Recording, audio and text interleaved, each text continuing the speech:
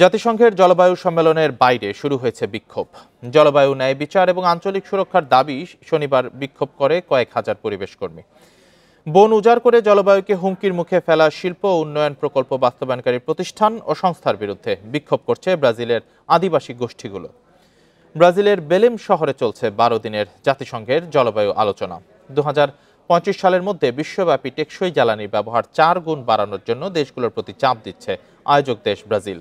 তবে পরিবেশবাদীরা সতর্ক করেছেন, ফসল থেকে জ্বালানি তৈরি করলে খাদ্য নিরাপত্তা ও প্রকৃতির উপর নেতিবাচক প্রভাব পড়ে। গত সোমবার সম্মেলন শুরুর পর 6 দিন পেরিয়ে গেলেও অংশগ্রহণকারী দেশগুলো চূড়ান্ত চুক্তির বিষয়ে একমত হতে পারেনি। এমনকি কোনো কোনো বিষয়ে একমত হওয়া যেতে পারে এ নিয়ে তীব্র মতবিরোধে জড়িয়ে পড়েছে। সম্মেলন শেষে সবাই একমত হয়ে কোনো ধরনের চুক্তি আদৌ সম্ভব কিনা তা নিয়েও সন্দেহ রয়ে গেছে।